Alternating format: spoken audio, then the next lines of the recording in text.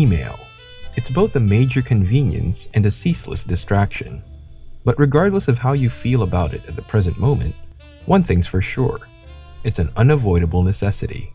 Chances are, you can't make it through a workday without composing at least one email. The basics. When you build a house, you start with the basement. So before we dive into the specific sections of your email, let's take a look at the fundamentals. If you're sending from a personal address, for a job application or informational interview, for example, make sure your address is still professionally sounding. You'd want to make the right impression, and partyboy123@gmail.com isn't just going to cut it. If you've received an angry message or are feeling enraged yourself, step away from the computer for a few minutes. Firing off something in the heat of the moment will only result in problems. Include a friendly greeting and closing. It makes your entire message feel more complete, polished, and professional. Proofread. Enough said. Timing. Effective timing is one of those things that's all too easy to forget about when you're doing your best to power your way through your inbox.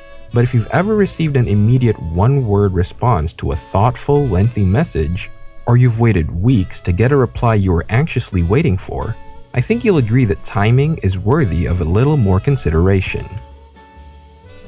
As a general rule, respond to emails as soon as you're realistically able to. You don't want to leave people hanging.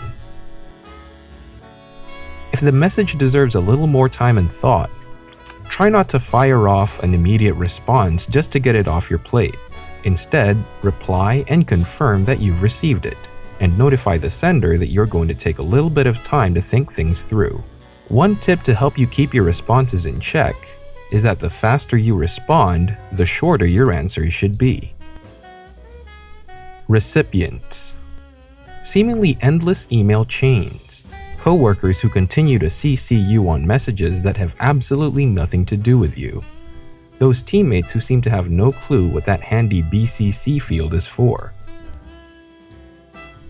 They're all things that you probably gripe about, at least when other people commit them.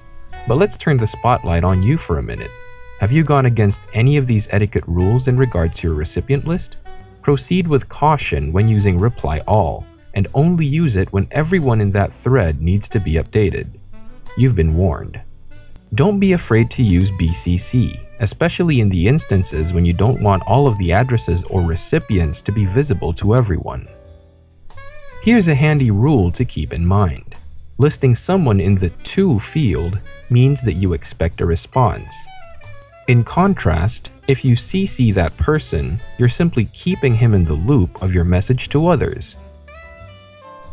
With all of that said, the fewer people you can include on an email, the better. Too many cooks in the kitchen will likely just lead to confusion and crossed wires.